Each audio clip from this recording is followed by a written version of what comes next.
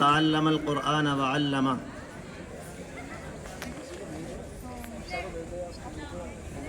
بزرگان محترم اور عزیز طلبہ اور نوجوان ساتھی، میں نے آپ حضرات کے سامنے جناب مدنی کریم صلی اللہ علیہ وسلم کی حدیث مبارکہ پیش کی۔ اللہ کے نبی نے فرمایا، خیرکم من تعلم القرآن وعلمہ، تم میں بہترین شخص وہ ہے جو قرآن سیکھے اور سکھائے۔ تو غور سے سننے کی بات ہے، مختصر بات بتا کے میں آپ سے رخصت ہو جاؤں گا۔ اللہ کے نبی صلی اللہ علیہ وسلم نے سب سے بہتر، سب سے اعلیٰ، سب سے افضل، عمدہ اور اشرف اس شخص کو بتایا جو قرآن سیکھے اور سکھائے۔ قرآن سیکھنا سکھانا مدارس کے اندر، مساجد کے اندر، گھروں کے اندر، کارخانوں کے اندر، فیکٹری کے اندر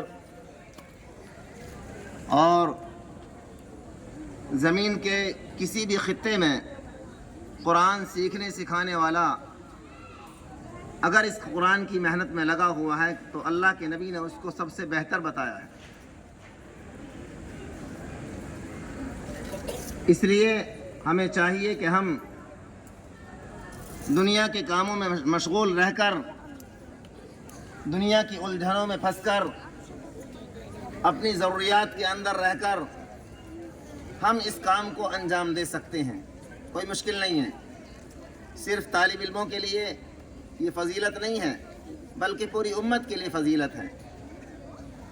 بڑا ہو، چھوٹا ہو، جوان ہو، بچہ ہو، بوڑھا ہو، عورت ہو، مرد ہو، جو بھی قرآن سیکھے گا، جو بھی قرآن سکھائے گا، اس کو اللہ کے نبی نے سب سے افضل بتایا ہے۔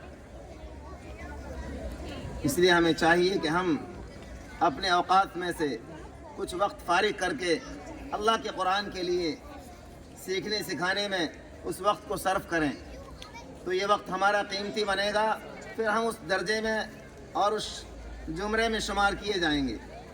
تو یہ خوشی کی بات ہے کہ ماشاءاللہ اس ادارے کے اندر جو ہمارے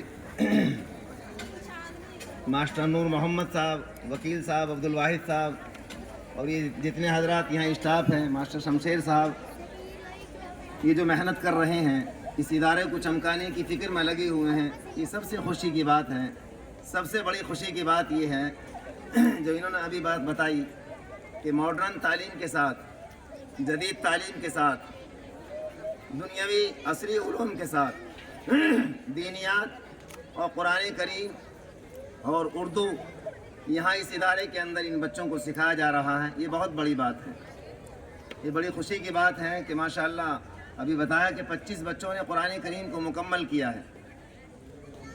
یہ قرآن کریم اللہ کا کلام ہے، اس کے ایک حرف پر 10 نیکی ملتی ہیں۔ الف لام میم، الف ایک حرف ہے، اس پر 10 نیکی اللہ عطا فرمائے گا۔ لام ایک حرف ہے، اس پر اللہ 10 نیکی عطا فرمائے گا۔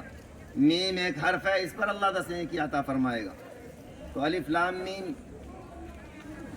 یہ کتنے حرف ہو گئے؟ الف ایک، لام ایک، میم ایک، تو یہ 3 حرف ہو گئے۔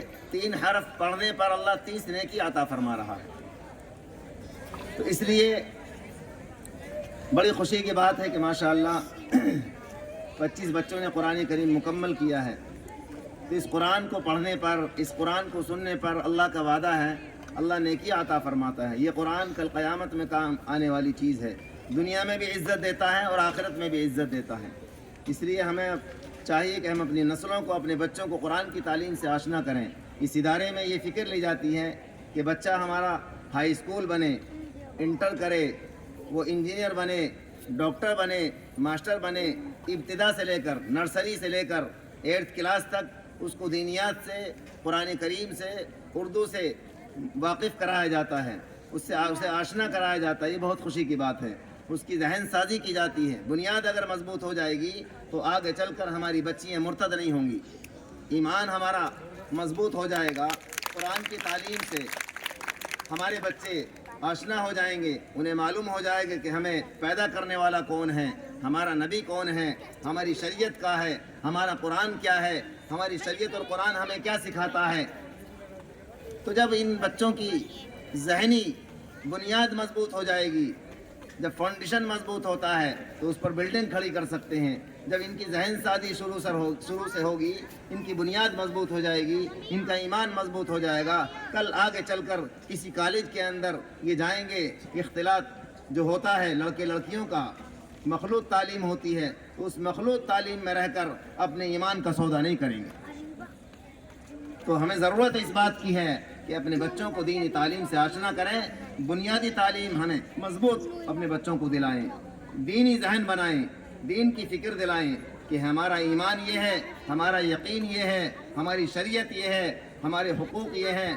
جب بچے کو معلوم ہوگا تو یہ بچے ہمارے مرتد نہیں ہوں گے، ہماری بچیاں ایمان کا سودا نہیں کریں گی، ہماری بچیاں غیروں کے ساتھ نہیں جائیں گی۔ آج افسوس کا مقام ہے کہ ہم اپنے بچوں کو دینی تعلیم سے آشنا نہیں کراتے۔ ایک واقعہ مجھے یاد آ گیا، شاید مہاراشٹر کا واقعہ ہے۔